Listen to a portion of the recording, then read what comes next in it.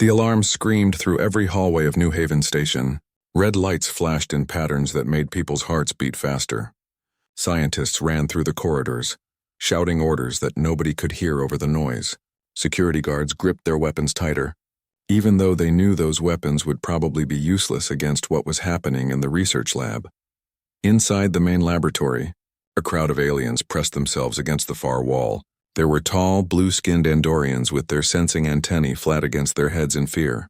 3 insectoid Vrel clicked their mandibles nervously, their compound eyes fixed on the large containment chamber in the center of the room. Even the usually calm energy beings called lumens flickered with anxious light. In the middle of all this chaos sat an egg. It was not a normal egg. This egg was nearly 3 feet tall, covered in scales that seemed to shift colors from deep purple to black to midnight blue. It had been discovered 2 months ago during an asteroid mining operation, buried in rock that was billions of years old. The moment the scientists had analyzed it, they knew what it was: a dragon egg, the first one found in over 1,000 years. Dragons were legends across the galaxy. Every species had stories about them. Ancient beings of incredible power who could destroy entire fleets with a breath. Creatures so intelligent that they understood science and magic in ways that no one else could. They had disappeared thousands of years ago, and most people thought they were extinct. Some hoped they were extinct. Now the egg was hatching and everyone was terrified. Dr. Nathan Price stood behind a reinforced glass barrier, his hands shaking as he held his datapad. He was the station's lead xenobiologist, which meant it was his job to study alien life forms. He had studied hundreds of species in his career, but nothing had prepared him for this moment. Next to him, Commander Helen Brooks stood with her hand on her weapon, her military training fighting against her instinct to run. The egg rocked back and forth. Cracks spread across its surface like lightning. A sound came from inside, something between a chirp and a growl. Then, with a sound like breaking glass, a piece of shell fell away. A small head poked out. It had scales that shimmered with colors like the night sky, deep blue and purple with hints of silver. 2 large eyes, golden like melted metal, blinked in the bright laboratory lights. Small horns, barely more than nubs, sat on top of its head. The creature looked around with obvious confusion and fear. Everyone in the room held their breath. This was a baby dragon, small enough that it was only about the size of a large dog, but everyone knew what it would become. The historical records were clear. Dragons grew fast and they grew dangerous. The hatchling struggled out of the rest of its egg, falling onto the soft padding that the scientists had prepared. Its wings were tiny things, barely more than flaps of membrane stretched over delicate bones. It tried to stand on shaky legs, fell, and tried again. Despite their fear, some of the scientists felt a flicker of sympathy. It looked so vulnerable and confused. The dragon hatchling opened its mouth and made a sound, a sad little chirp that sounded almost like crying. It was looking for its mother, for someone familiar, but there was no one. It was alone in a world it did not understand, surrounded by strange smells and sounds.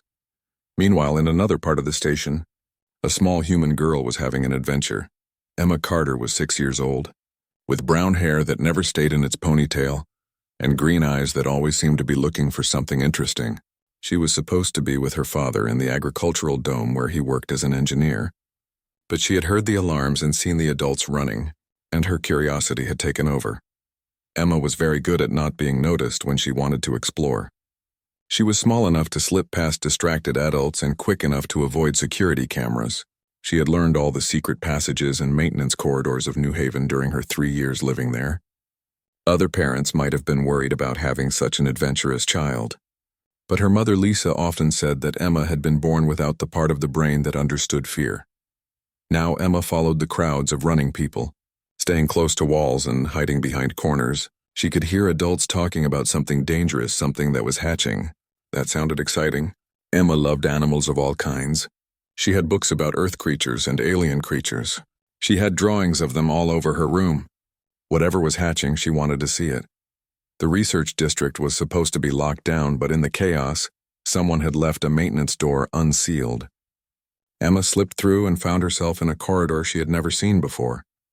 She followed the sounds of voices and beeping equipment until she came to a large window that looked into a laboratory. And that was when she saw it. The dragon hatchling was still sitting on the padding, surrounded by broken eggshells. It looked so sad and scared, making little crying sounds.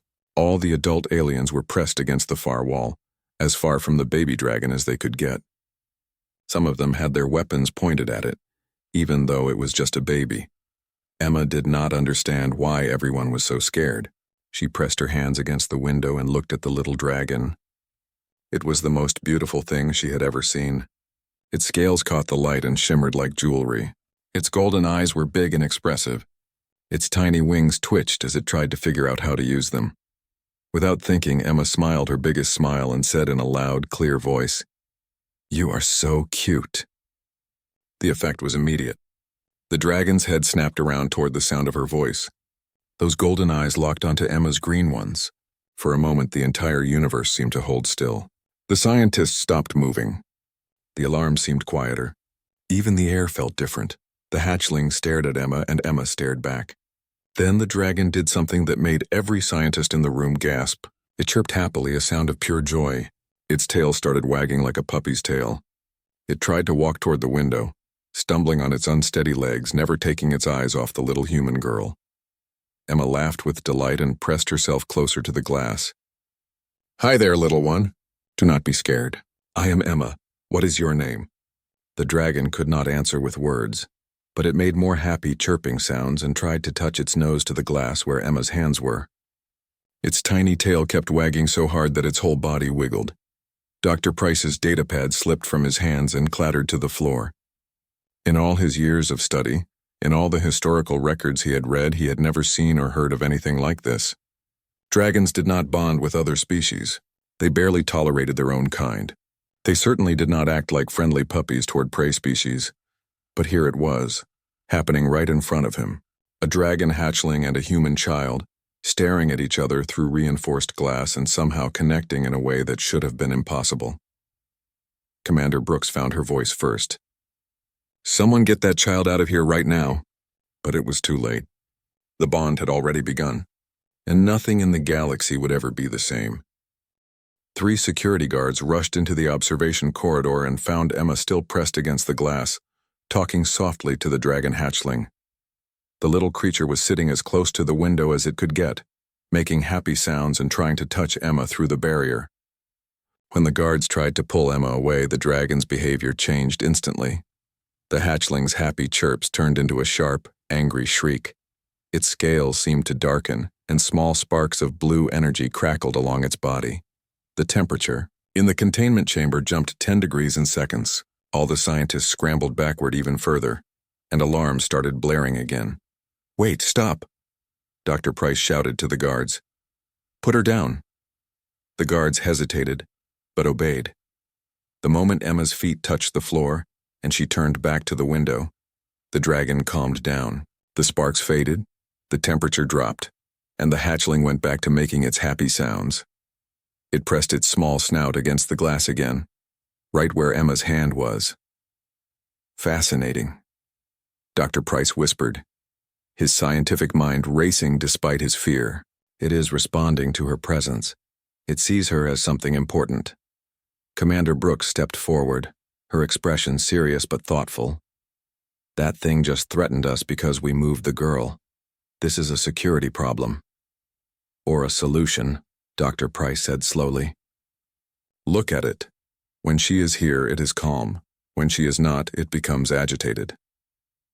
Emma turned around and looked at all the adults staring at her. She did not look scared or sorry for sneaking in. Instead, she looked excited. "Can I go in there and play with it? It looks lonely." "Absolutely not," several voices said at once. But over the next few hours, they discovered that Emma might have been right about the dragon being lonely. After Emma was taken back to her parents, the hatchling refused to eat. It refused to sleep.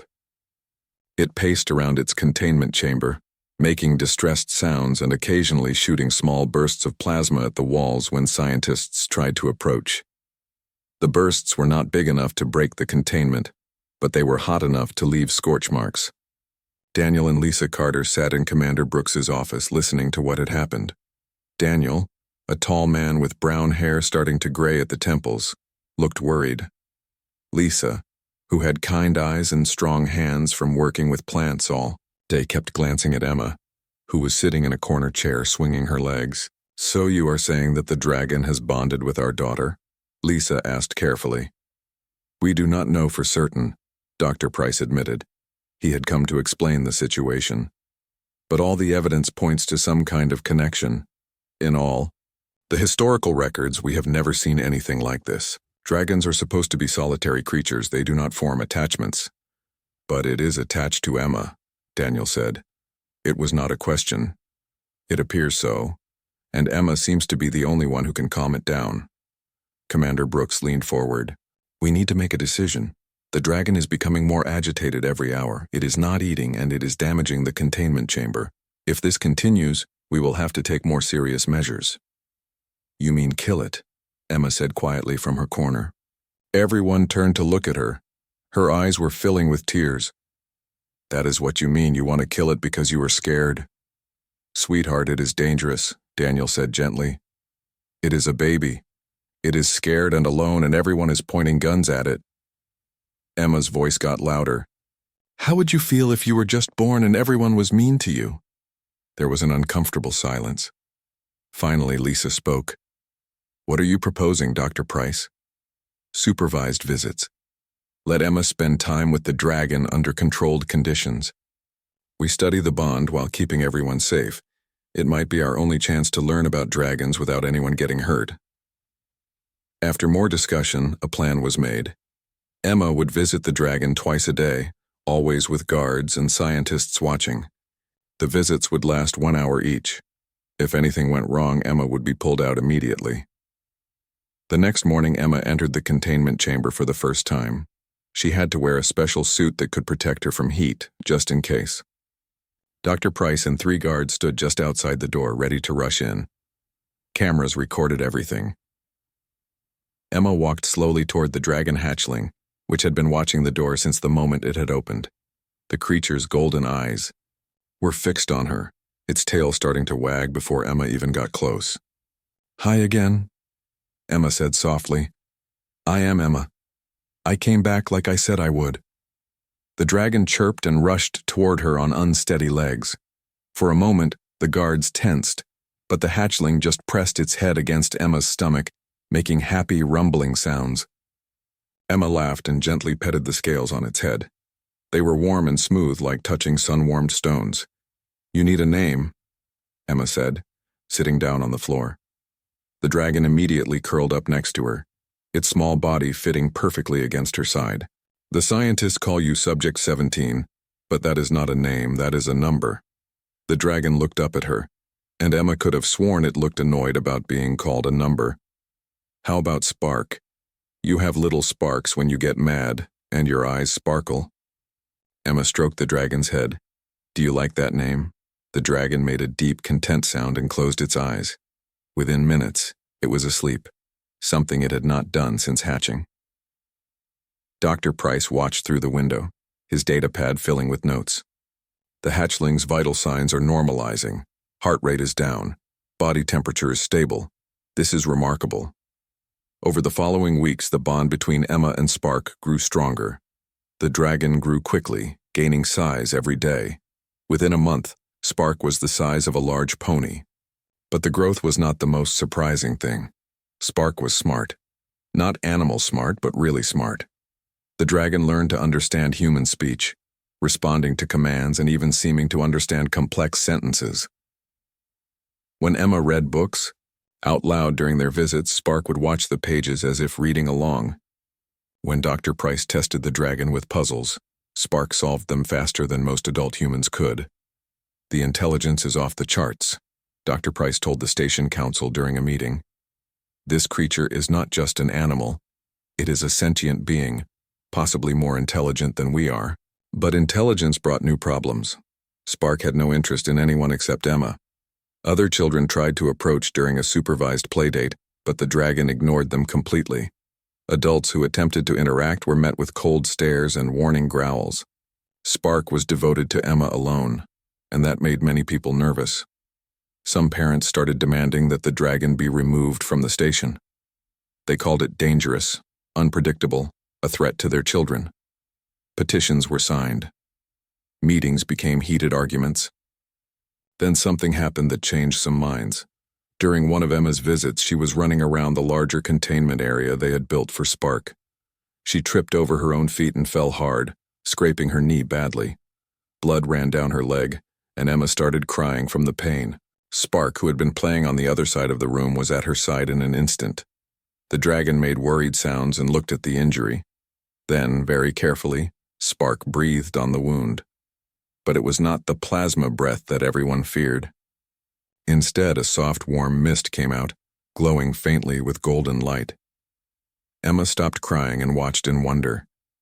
The mist touched her knee, and the scrape began to heal. The bleeding stopped, the torn skin knitted back together, and within seconds, there was not even a scar. Emma's knee looked as if she had never fallen at all. Dr. Price rushed into the room, his eyes wide. Did that just happen? Did the dragon just heal her? Emma nodded, hugging Spark's neck. Spark did not want me to hurt. The video of that moment spread through the station within hours. People began to see Spark differently. This was not just a dangerous monster. This was a creature capable of great gentleness, of choosing not to harm. A creature who cared about a little human girl enough to use its power to help instead of hurt.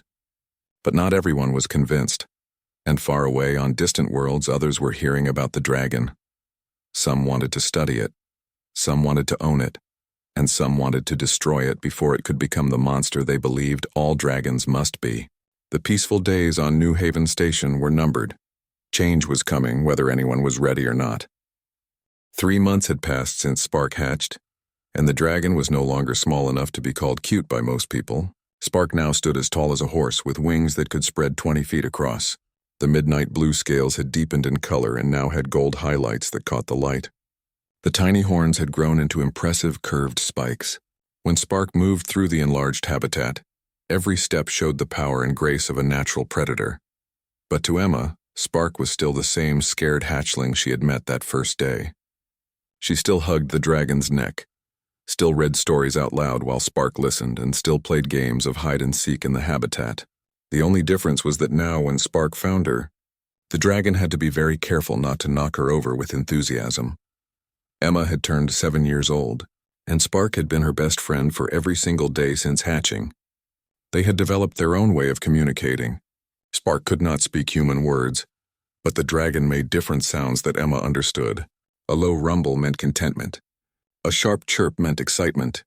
A deep growl meant something was wrong. And somehow Emma always knew what Spark was trying to say. Dr. Price had discovered something fascinating. Spark was not just making sounds. The dragon was also projecting emotions, sending feelings directly into the minds of people nearby. Most people found it uncomfortable and could only sense vague impressions. But Emma received the emotions clearly, as if Spark was speaking directly into her heart. Dr. Price called it limited telepathy. Emma called it talking to her best friend. Life had settled into a routine, but that routine was about to be disrupted. Other children on the station had become fascinated with Spark, and their parents had started asking why their children could not interact with the dragon too. It seemed unfair that only Emma got special treatment. Commander Brooks organized a group visit. 5 children all around Emma's age were brought to the habitat under heavy supervision. Emma was there too, hoping she could help introduce her friends to Spark.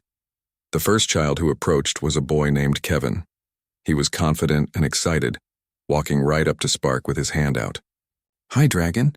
"I am Kevin, want to play?" Spark looked at him with those golden eyes and then looked away, completely uninterested. Kevin tried again, louder this time. Spark simply walked past him and went to Emma, pressing close to her side. The second child, a girl named Amy, tried bringing toys. She had a ball and thought Spark might want to chase it. She threw it and it bounced right off Spark's side. The dragon did not even glance at it. Amy's face fell with disappointment. One by one, the other children tried. They brought treats, they tried speaking in gentle voices. They even tried imitating the sounds Emma made. Nothing worked. Spark showed absolutely no interest in any of them. The dragon would tolerate their presence if Emma asked, but that was all. "It is like we are invisible," Kevin said, frustrated. Why does the dragon only like Emma?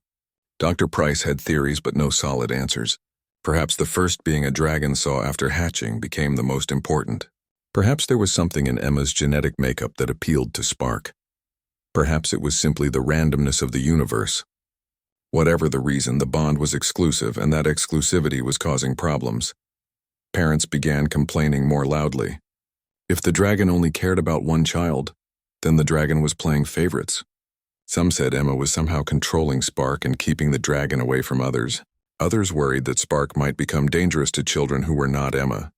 Fear and jealousy mixed into an ugly combination. Then the Galactic Council got involved. A ship arrived at New Haven carrying Ambassador Krell, a tall reptilian from a species called Saurians. Saurians looked like earth lizards but stood on two legs and wore elegant robes. They were an old species, and they claimed to have ancient knowledge about dragons. Krell arrived with a team of scientists and historians, all very serious and official. Commander Brooks met with Krell in her office. Emma and her parents were asked to attend. Dr. Price was there too, looking nervous. Krell looked at Emma for a long time with his yellow eyes before speaking. "The council has reviewed your reports about the dragon," Krell said. His voice was dry and raspy. "We are concerned. Very concerned." "Concerned about what?" Lisa asked, holding Emma's hand. "Dragons are not pets. They are not companions. They are weapons. Living weapons of incredible power." Krell pulled up images on a display. They showed destroyed cities, burned forests, and cracked planets. This is what adult dragons did in the old times. They ended civilizations. They destroyed entire worlds when they became angry. Emma squeezed her mother's hand tighter but did not look away from the images. "The dragon currently on this station is young," Krell continued, "but it is growing fast. In a few years it will be large enough to destroy this station with a single breath. In 10 years it could challenge warships. In 50 years it could be unstoppable. Spark would never hurt anyone," Emma said quietly. Krell looked at her. "You are a child. You do not understand what you are dealing with. The Saurian people have legends about dragons. We know their nature. They cannot be trusted no matter how friendly they seem when young." "What are you proposing?" Daniel asked, his voice tight.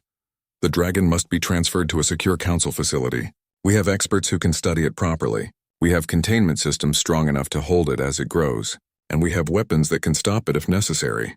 "You want to take Spark away," Emma said. Her voice was getting louder. "You want to lock Spark up like a prisoner?" "We want to protect the galaxy from a potential threat," Krell replied calmly. The meeting ended badly. Commander Brooks said she would consider the council's request, but she needed time to review the situation. Krell agreed to wait 3 days before demanding a final answer. He made it clear that if New Haven refused, the council would use force to take the dragon. That night, Emma could not sleep. She lay in bed thinking about Spark locked in a cage somewhere, surrounded by people who only saw a monster. She thought about her best friend being scared and alone, the way Spark had been when first hatching. The thought made her chest hurt. Emma made a decision. She would not let them take Spark. She would protect her friend the way Spark had protected her. The next morning, before her parents woke up, Emma snuck out of their quarters. She knew the station's schedule by heart. There was always a shift change at 6 in the morning, and for 15 minutes the habitat was less carefully monitored. Emma used her access code, the one her parents did not know she had copied, to enter the habitat. Spark was awake, always seeming to know when Emma was coming. The dragon made happy sounds and bent down so Emma could climb onto its back, something they had practiced many times. "We have to go hide," Emma whispered. "Bad people want to take you away." "But I will not let them," Spark rumbled, understanding the fear in Emma's emotions. The dragon moved to a service door that Emma pointed to. Emma used another copied code to open it. Beyond was a maintenance tunnel that led to the agricultural dome, the huge area where her father worked. It was filled with forests and fields, places to hide. They slipped through the door and disappeared into the tunnels. By 8 in the morning, alarms were blaring through New Haven. The dragon was missing. Emma Carter was missing. The station went into immediate lockdown. Security teams spread out, searching everywhere. Ambassador Krell demanded to know how such a security breach could happen. Commander Brooks activated every camera and sensor, but Emma had grown up on this station. She knew places that adults had forgotten about. She and Spark hid in a dense section of forest in the agricultural dome, under thick trees that blocked camera views. Spark curled around Emma protectively, keeping her warm and safe. For 6 hours, they stayed hidden. Emma told Spark stories to keep the dragon calm. Spark shared emotions of loyalty and protection. They were together, and that was all that mattered to either of them. But eventually Emma grew tired and hungry. Her eyes kept closing. Spark noticed and made worried sounds. The dragon wrapped itself even more carefully around Emma, making sure she was comfortable. Within minutes, Emma fell asleep against Spark's warm scales, her small hand resting on the dragon's side. That was how the search team found them. Security officers approached quietly, not wanting to startle the dragon. Dr. Price was with them, as were Emma's parents. Lisa had been crying. Daniel looked torn between relief and worry, but when they got close enough to see clearly, everyone stopped. Emma was sleeping peacefully, her face calm and content. Spark was arranged around her in a protective circle, the dragon's head resting near Emma's, golden eyes watching her sleep. The massive wings were spread slightly, creating a shelter. Spark's tail was wrapped around carefully, making sure Emma could not accidentally roll away. One of the security officers took a picture. It was a simple image, just a sleeping child and a dragon, but it captured something important. It showed trust. It showed love. It showed that maybe, just maybe, the galaxy's understanding of dragons was wrong. Dr. Price approached slowly. Spark's eyes tracked him but did not show aggression, only wariness. "Emma," Dr. Price called softly. "Time to wake up." Emma stirred and opened her eyes. When she saw all the adults, The meeting room was crowded and tense. Ambassador Krell stood at one end of the table, his yellow eyes cold and his posture stiff. Commander Brooks sat at the other end with Dr. Price beside her. Emma's parents were there too, holding their daughter's hands. Emma herself sat up very straight, trying to look older than her 7 years. Between them, on a large display screen, was the picture. Emma asleep against Spark, the dragon wrapped protectively around her. It had been seen by millions of people across the station and beyond. Messages were flooding in from humans throughout the galaxy. Some supported Krell's position. Most did not. "This image changes nothing," Krell said firmly. "A cute picture does not erase thousands of years of history. Dragons are dangerous. This one will be dangerous. It must be contained." "The picture shows a choice," Commander Brooks replied. "That dragon could have fled the station when Emma opened the doors. It could have caused damage. Instead, it stayed with her and protected her. That speaks to intelligence and self-control. For now. What about when it is fully grown? What about when its instincts take over?" Dr. Price cleared his throat. "With respect, Ambassador, we do not actually know what a dragon's instincts are. Our historical records come from times of war and conflict. We have never studied a dragon in peacetime, raised around other species. Perhaps their dangerous behavior was a response to threat, not their natural state." Krell's tail lashed in irritation. "You are making assumptions based on sentiment. I am making recommendations based on facts." "Then let us get more facts," Commander Brooks said. "Before any final decisions are made, allow us to conduct a proper test. Let us see if this dragon truly is dangerous or if it can coexist peacefully." After much argument, an agreement was reached. Spark would be tested in a controlled environment. If the dragon showed aggression or inability to follow commands, it would be transferred to Council custody. If Spark proved capable of peaceful interaction, the Council would allow it to remain on New Haven under continued observation. The test would take place in 3 days. Emma had 3 days to prepare Spark for the most important moment of both their lives. Emma spent every possible hour with Spark, teaching and practicing. She taught the dragon to sit still even when nervous. She practiced having other people approach while Spark remained calm. She explained over and over why this was important. "They are scared of you," Emma said, sitting cross-legged in front of Spark's massive head. "They think you will hurt people. You have to show them you will not. You have to be very, very good." Spark rumbled and nuzzled Emma's shoulder gently. The dragon understood. Through their emotional connection, Spark could feel Emma's worry and fear. The dragon did not fully understand why these other beings mattered, but Emma cared about them, so Spark would try. Dr. Price worked with them too. He brought the translation device he had been developing, a machine that could convert Spark's telepathic emotions into words on a screen. It was not perfect, but it might help the dragon communicate during the test. The night before the test, Emma could not sleep. She sat in the habitat with Spark, leaning against the dragon's side. "What if they take you away anyway?" she whispered. What if we fail? Spark's emotions washed over her, feelings of loyalty and determination. The dragon would not fail Emma. Whatever these other beings wanted, Spark would prove worthy of staying with its human. The morning of the test arrived too quickly. The station's main plaza had been converted into a testing ground. Barriers had been set up to protect spectators, though they would do little if Spark actually attacked. Hundreds of people gathered to watch, from every species on the station. News crews had their cameras ready. This event was being broadcast across multiple systems. Ambassador Krell stood in the center with his team of Saurian scientists. Also present were representatives from the Vrel, the insectoid species, and several lumens, the energy beings who flickered with nervous light. Commander Brooks and Dr. Price stood nearby with security teams. Emma walked into the plaza holding Spark's talon like it was a hand. The dragon had grown so much. Spark's scales now gleamed a deep sapphire blue in the sunlight, with gold highlights that made the dragon look like a piece of living jewelry. Spark's wings were folded neatly against its back, and the dragon's head was held high with dignity. They walked to the center together. Emma wore her favorite blue dress, the one her mother had made for her last birthday. Her hair was neatly brushed for once. She wanted to look responsible and grown up. The crowd was silent. Even the smallest children stopped fidgeting. Everyone watched as the small human girl and the massive dragon stood together. Commander Brooks spoke first, her voice amplified so everyone could hear. "We are here to determine if the dragon known as Spark can safely interact with other species." "Emma Carter, are you and Spark ready?" "We are ready," Emma said. Her voice shook a little, but she stood firm. The test began simply. Dr. Price approached with a medical scanner. Spark's eyes tracked him, and heat shimmered in the air for a moment. Emma put her hand on Spark's leg. "It is okay. He is a friend." The heat faded. Dr. Price completed his scan without incident. Next came one of the Vrel, the insectoid aliens that Spark had found particularly unsettling.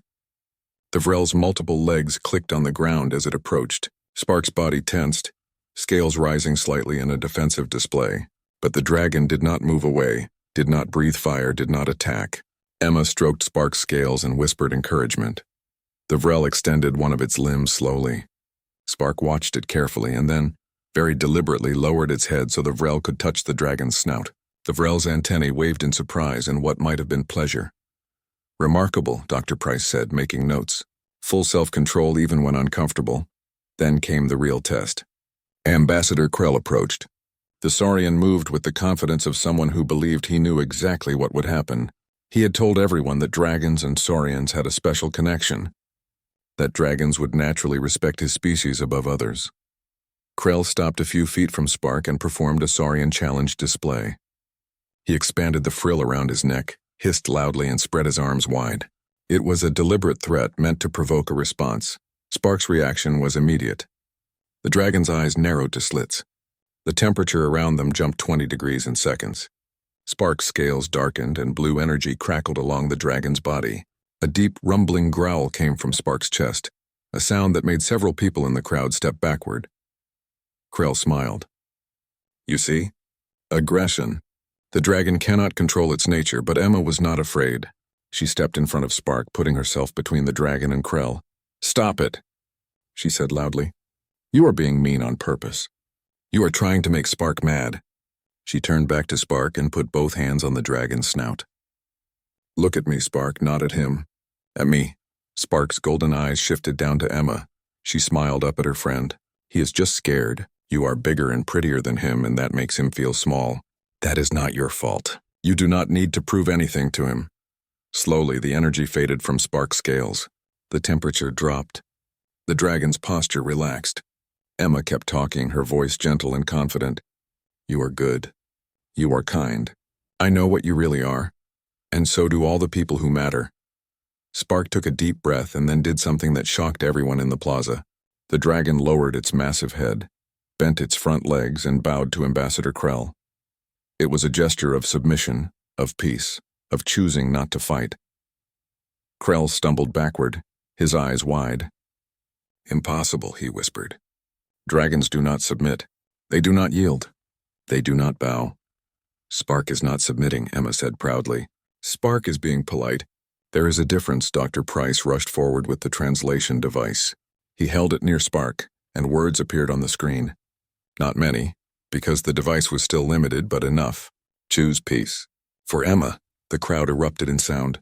Cheers, gasps, excited chatter in a dozen different languages. Cameras flashed. People who had been afraid were now amazed. A dragon had just chosen peace over violence and had done it out of love for a human child. More volunteers came forward after that. One by one, different species approached Spark. A lumen flickered close and Spark remained still. A human child brought a toy, and Spark carefully touched it with one talon. An elderly Andorian asked to touch Spark's scales, and the dragon allowed it, standing patiently while the old alien ran his hands over the smooth surface. For 2 hours, Spark interacted with dozens of beings. Not once did the dragon show aggression. Not once did Spark threaten or harm anyone. When a small child dropped her toy and started crying, Spark picked it up carefully and returned it, the dragon's massive jaws gentle enough not to leave a mark. Finally, Commander Brooks called an end to the test. She looked at Ambassador Krell. "I believe we have our answer." Krell's face was unreadable. His team of scientists were frantically discussing what they had witnessed. Finally, the ambassador spoke. "This is unprecedented. Everything we thought we knew about dragons is being challenged by this one creature. Perhaps what you knew was incomplete," Dr. Price suggested gently. "Perhaps dragons are more complex than our history's record." Life on New Haven returned to normal after the test, or at least as normal as life could be when you had a dragon on a space station.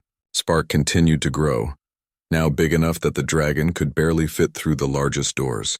Emma went to school, did her homework, and spent every free moment with her best friend. 6 months had passed since the test, and people had grown comfortable with Spark's presence. That comfort was about to be shattered.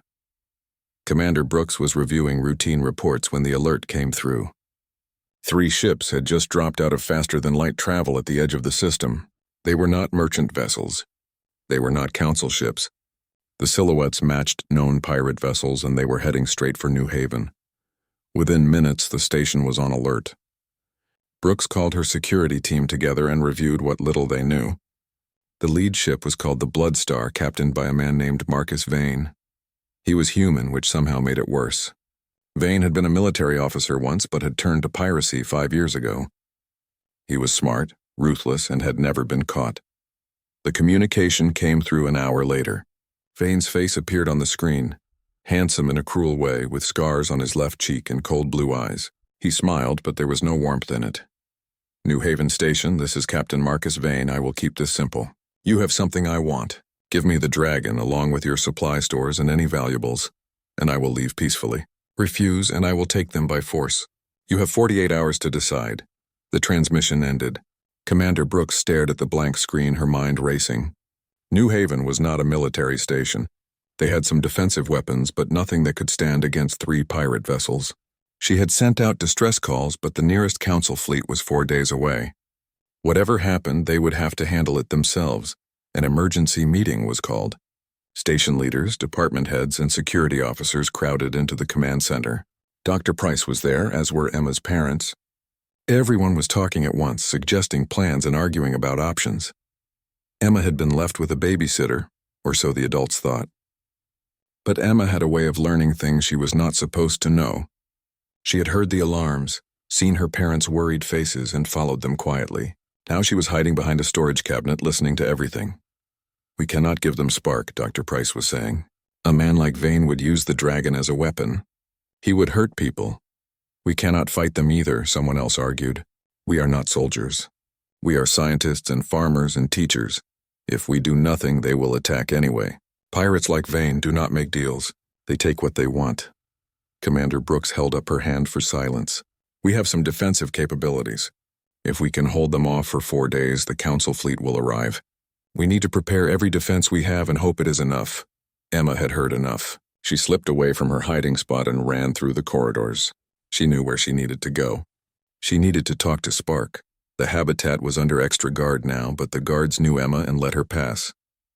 She found Spark pacing restlessly. The dragon had sensed something wrong, felt the fear and tension in the station's atmosphere. "Spark, we have a problem," Emma said, climbing up to sit on Spark's back the way she had done so many times. The dragon settled down, listening to her emotions as much as her words. Bad people are coming. They want to take you away and hurt people. But I have an idea. Through their connection, Emma shared what she had heard. She showed Spark mental images of the pirate ships, explained the danger to the station. Then she shared her idea, the plan that had formed in her mind during the meeting. Spark's response came as a wave of determination mixed with worry.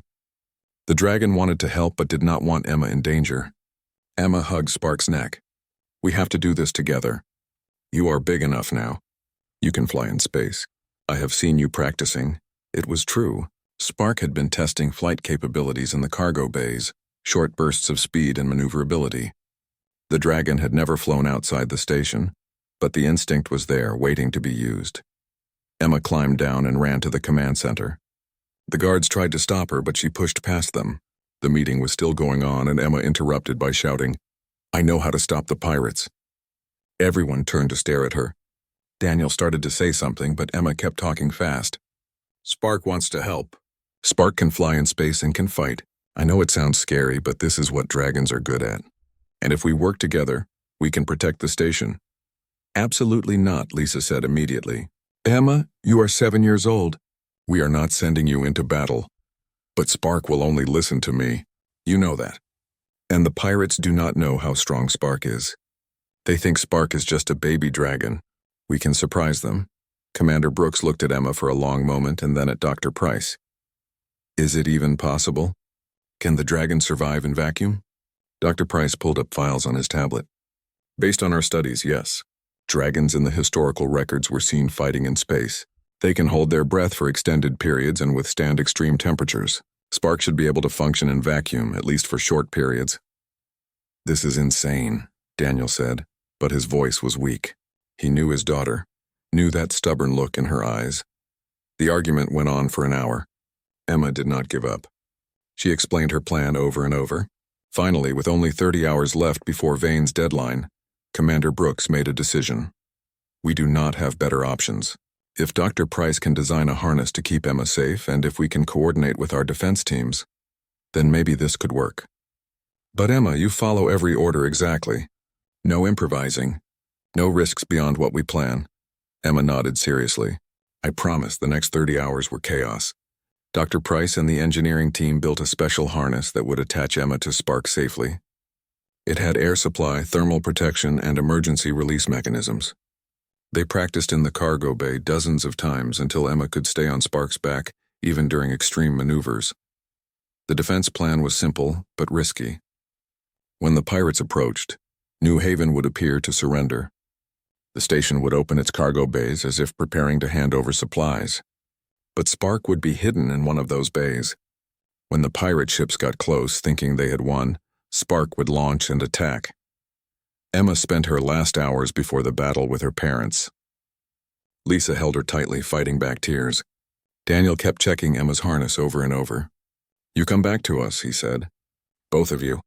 That is in order. I will, Dad, I promise. Finally, the time came. The pirate ships appeared on sensors, approaching slowly and confidently. Vane sent another message demanding immediate compliance.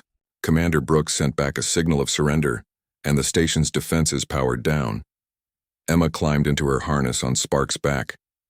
The cargo bay was dark and cold. Through the connection, she felt Spark's readiness, the dragon's eagerness to protect their home. Remember the plan? Emma whispered. Fast and scary, but no killing. We just need to stop them. The pirate ships came closer. On the command deck, Commander Brooks watched the sensors and counted down. 300 meters. 200. 100. She hit the button. The cargo bay doors flew open. Spark launched out like a missile, accelerating faster than anyone had expected. Emma pressed herself flat against the dragon's back, feeling the incredible speed and power. The pirates' sensors must have gone crazy. Suddenly there was a dragon, a creature from nightmares flying straight at them through the vacuum of space. Spark's scales glowed with inner fire, wings spread impossibly wide, and the dragon's roar transmitted through radio frequencies as a terrifying screech. Marcus Vane's voice came over the radio, no longer confident. What is that? All ships, evasive maneuvers. But Spark was too fast. The dragon flew past the first ship so close that Spark's tail scraped the hull, leaving a deep gouge. Then Spark turned with impossible grace and opened its mouth. The plasma breath in space was beautiful and terrifying, a beam of blue-white fire that cut through the second ship's engine like paper. Emma held on tight, her heart pounding. She was scared but also amazed. Spark was magnificent, powerful, everything dragons were supposed to be. But Spark was also careful, targeting engines and weapons but avoiding crew sections. The dragon was fighting to disable, not to kill. The pirate fleet panicked. These were hardened criminals who had raided dozens of stations, but nothing in their experience had prepared them for a dragon. Their weapons fired wildly, but Spark was too fast, too agile. The dragon dodged plasma bolts and missiles with movements that seemed to defy physics. New Haven's defense fleet, small as it was, took advantage of the chaos. They fired on the distracted pirate ships, targeting weapons and shields. The battle that should have been a massacre turned into a rout. Vane's flagship tried to escape, engines burning at maximum power. But Spark chased it down. Emma could feel the dragon's determination. They could not let the pirate leader escape to hurt other people. Spark caught up to the fleeing ship and latched onto its hull with massive talons. The dragon's claws punctured the outer plating, and Spark breathed directly onto the engines. Not enough to explode them, but enough to melt critical components. The flagship went dead in space, drifting helplessly. 2 years had passed since the pirate attack, and New Haven had changed dramatically. The station was no longer a quiet settlement on the edge of space. It had become famous, the home of the first dragon seen in 1,000 years and the human girl who had befriended it. Tourists came from across the galaxy just to catch a glimpse of Spark. Scientists arrived to study the bond. News reporters wanted interviews constantly. Emma was 9 now, taller and more confident, but still the same kind-hearted girl who had called a frightening hatchling cute. She handled the attention with patience, but what she really cared about was spending time with Spark. The dragon had grown enormous, now the size of a small shuttlecraft. Spark's wingspan was over 60 feet, and the dragon's scales had deepened to a rich sapphire color that seemed to hold galaxies within them. But despite the size, Spark was still Emma's best friend. They still played games, though now those games involved Spark, carrying Emma on flights through the cargo bays. They still read together, with Emma sitting between Spark's front legs while the dragon listened to stories. And they still shared that deep emotional connection that neither time nor growth had weakened. Dr. Price had spent the 2 years studying their bond intensely. His research lab had expanded, and he now had a team of xenobiologists working with him. One morning he called Emma and her parents to his office with news that he was clearly excited about. "I have made a breakthrough," Dr. Price said, pulling up displays of complex data. "The bond between Emma and Spark is not just personal. It is affecting Spark at a fundamental level." "What does that mean?" Lisa asked. Dr. Price brought up a scan of Spark's brain activity.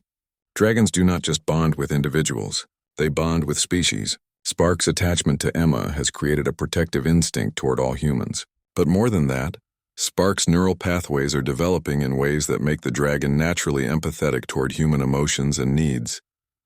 Emma was petting Spark's scales while listening. "So Spark cares about all humans now?" "In a sense, yes. Historical records from various worlds tell of dragons that protected certain civilizations. We always thought those were stories or misunderstandings, but now I believe they were real. Dragons choose species to guard, and once that choice is made, it becomes part of their nature." This discovery changed everything.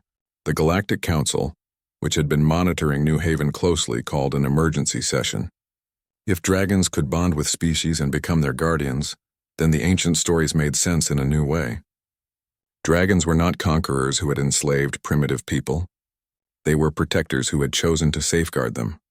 Representatives from dozens of worlds came to New Haven. They wanted to understand the bond. They wanted to know if it could be replicated.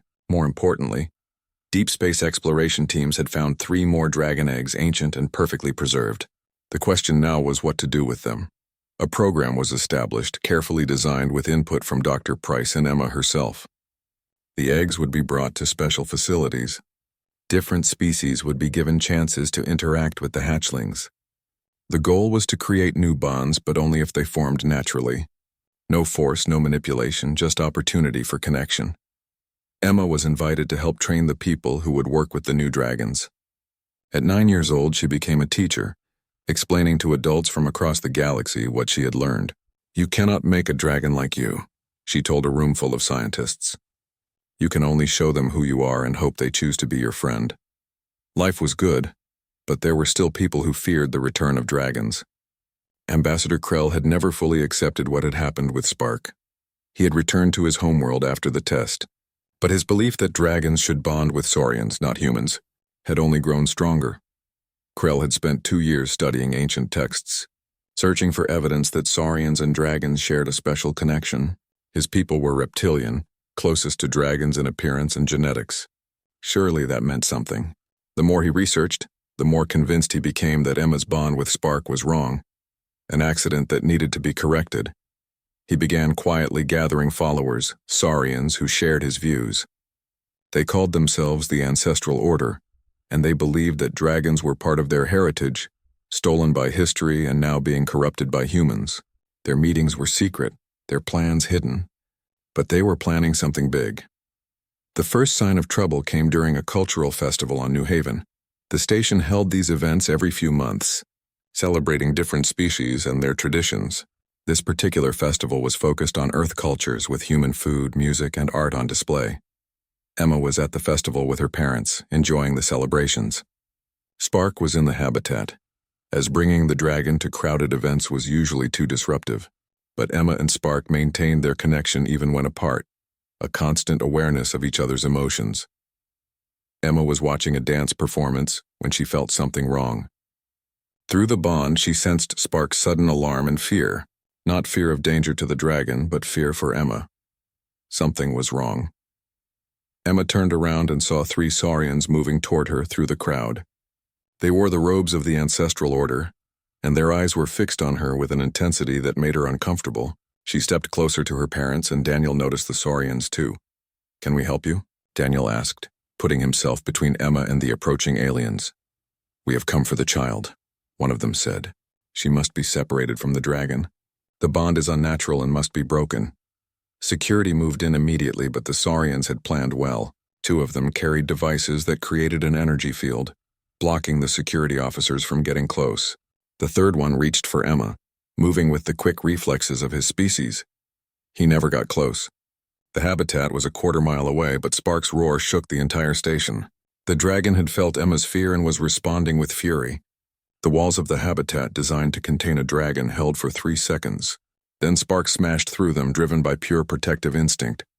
The dragon arrived at the festival in seconds, moving faster than something that large should be able to move. Spark landed between Emma and the saurians with an impact that cracked the floor. The dragon's scales glowed with heat, wings spread wide, and those golden eyes burned with rage. The saurians froze. Whatever they had planned, it had not included facing an enraged adult dragon at close range.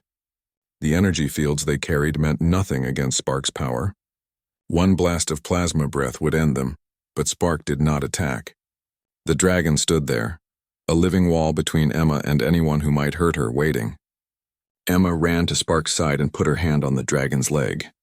Through the bond, she sent feelings of safety and calm. "I am okay. You saved me. Please do not hurt them." Spark's fury slowly faded, but the dragon did not move. The message was clear. Touch Emma and face a dragon's wrath. Security finally got through and arrested the 3 saurians. As they were taken away, one of them shouted, "This proves it. The dragon is a slave to the child. It has no free will." Dr. Price, who had arrived with the security team, shook his head. "You have it backward. The dragon chose to protect her. That is not slavery. That is love." The incident made galactic news. The Ancestral Order's attempt to kidnap Emma had failed, but they had revealed themselves. More importantly, their leader had broadcast a message across multiple systems. Ambassador Krell appeared on screens throughout known space, his face filled with righteous anger. "Humanity has corrupted the dragons," Krell declared. "They have stolen our heritage and twisted these noble creatures into pets. I call upon all who believe in the natural order to demand that the dragons be freed from human control. Emma Carter must release Spark, or we will take action to free the dragon ourselves." The message ended, but its effects rippled across the galaxy. Some species agreed with Krell, believing that humans had no right to bond with dragons. Others defended Emma and Spark, arguing that the bond was natural and beneficial. The debate became heated, sometimes violent. The Galactic Council called for a hearing. They needed to settle this question once and for all. Could sentient beings like dragons truly consent to bonding? Was Emma somehow controlling Spark? Did dragons have free will, or were they being manipulated? Emma was scared when she heard about the hearing. She would have to travel to the council homeworld and testify in front of judges from dozens of species. She would have to prove that her friendship with Spark was real and right, and if she failed, they might take Spark away forever. Dr. Price had been working on something for 2 years, a special translation device that could convert Spark's telepathic emotions into actual spoken words. It was not perfect, but it had improved dramatically. If Spark could testify, if the dragon could speak for itself, maybe that would be enough. The night before they were scheduled to leave for the hearing, Emma could not sleep. She went to the habitat and found Spark waiting for her, as if the dragon had known she would come. Emma climbed up and sat on Spark's back, looking at the stars through the transparent dome overhead. "Are you scared?" Emma asked quietly. Through the bond, Spark sent back complex emotions. Not fear exactly. The council homeworld was called Unity, and it lived up to its name. The planet was home to the Galactic Council's main headquarters, a massive structure built by dozens of species working together. Towers of crystal and metal reached toward the sky, and gardens filled with plants from 1,000 worlds surrounded the buildings. It was beautiful, but Emma barely noticed. She was too nervous. The journey had taken 3 days. Emma traveled with her parents, Dr. Price, Commander Brooks, and of course Spark. The dragon was too large to fit inside a normal ship, so a special transport had been built. Spark rode in a massive cargo bay with Emma, the dragon's presence a constant comfort during the long trip. Now they stood outside the Hall of Judgment, the chamber where the hearing would take place. Emma wore a formal dress that her mother had made, dark blue to match Spark's scales. She held Spark's talon tightly, drawing strength from the connection. Dr. Price checked the translation device one more time. It was a small disc that attached to Spark's chest, covered in sensors that read the dragon's telepathic emissions and converted them into words. They had tested it hundreds of times, but this was the moment that mattered. "Remember," Dr. Price said to Emma, "answer honestly. Do not try to make things sound better than they are. The truth is powerful enough." The doors opened and they entered the hall. It was enormous, with seating for thousands of observers. Representatives from hundreds of worlds had come to witness this hearing. The chamber was designed so that every species could participate comfortably, with different atmospheres, gravities, and light levels in different sections. At the center was a raised platform where Emma and Spark would stand. Around them, in a circle, sat the 12 high judges of the council. Each represented a different region of known space and a different way of thinking. They would hear the evidence and make a decision that would affect dragons and their bonds forever. Ambassador Krell was already there, standing with a team of lawyers and scientists. He looked confident, certain that he would win. Next to him were other members of the ancestral order, all watching Spark with expressions that mixed reverence and anger. The chief judge, an ancient being called Elder Voss who existed as a pattern of living light, spoke first. Its voice came through translators in every language. "We gather to address a fundamental question. Can a dragon truly consent to bonding with another species? Or is such bonding a form of control? We will hear testimony, examine evidence, and render judgment." Emma Carter and the dragon Spark approach. Emma walked forward with Spark beside her. She had never felt so small or so exposed. Thousands of eyes watched her every move. Cameras recorded everything for billions more watching across the galaxy. But Spark was there, and that made her feel braver. The questioning began. The judges asked Emma about how she had met Spark, about their daily life, about the nature of their connection. Emma answered each question honestly, explaining how the bond felt, how she and Spark communicated, how they had grown together. Then Ambassador Krell's team began their questioning. A Saurian lawyer approached with a data pad full of prepared questions. "Emma Carter, you claim to have a bond with this dragon. But is it not true that the dragon obeys your commands?" "Spark listens to me because we are friends," Emma replied. "That is not the same as obeying. But the dragon does what you ask, yes?" "Sometimes. Sometimes Spark has its own ideas." The lawyer smiled as if this was the answer he wanted. "So the dragon does not always obey. That suggests lack of control. Tell me, can you make the dragon attack someone?" Emma felt Spark's confusion through the bond. Why would I want to do that? Answer the question. Can you command the dragon to harm another being? Emma looked up at Spark and then back at the lawyer. I could ask. But Spark would not do it unless there was a really good reason. Spark makes its own choices about things like that. Convenient. And yet the dragon attacked members of the ancestral order when they approached you. They tried to kidnap me. Spark was protecting me because Spark wanted to, not because I commanded it. The questioning went on for hours. Krell's team tried to paint Emma as someone who had trained Spark like an animal, using rewards and manipulation to control a creature that should be free. They brought up every time Spark had shown aggression, suggesting that the dragon was dangerous and unpredictable. Then it was Dr. Price's turn to present evidence. He showed brain scans, behavioral studies, and analysis of the bond. He explained how Spark's intelligence had developed, how the dragon showed clear signs of independent thought and decision-making. The bond is not control, Dr. Price concluded. It is communication. Emma and Spark understand each other in ways that go beyond language. But that does not mean Emma controls the dragon's mind or choices. But the most powerful moment came when the judges demanded to hear from Spark directly.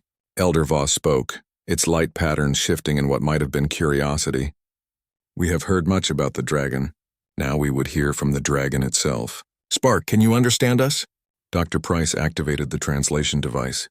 There was a moment of feedback, and then Spark's voice filled the chamber.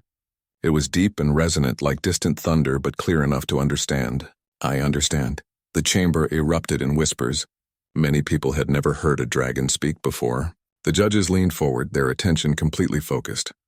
Tell us, Spark, Elder Voss continued. Did Emma Carter force you to bond with her? No, I chose Emma. Why did you choose her? Spark was quiet for a moment, and Emma could feel the dragon searching for the right words. Finally, Spark spoke again. When I hatched, I was afraid. Everything was strange and loud and frightening. Everyone looked at me with fear. They saw a monster from old stories. They saw death and destruction. The dragon paused, and Emma squeezed Spark's talon encouragingly. But Emma looked at me and smiled. She said I was cute. She did not see a monster. She saw me. She felt joy when everyone else felt terror. That is why I chose her. That is why I choose her every day. Krell stood up abruptly. The dragon has been programmed to say these things. This proves nothing. Silence, Elder Voss commanded. Spark, you claim you chose Emma, but you were a newborn hatchling. How could you make such a choice with no experience, no knowledge of the universe? How do you choose to breathe? Spark replied. How do you choose to eat when hungry? Some things are instinct. Some things are simply true. Emma's joy called to me, and I answered. That is the nature of dragons. We do not bond with power or wealth or fear. We bond with those who see us truly and love us anyway. Ambassador Krell was not giving up. And what of freedom? You claim to have chosen. But have you ever been given the option to leave?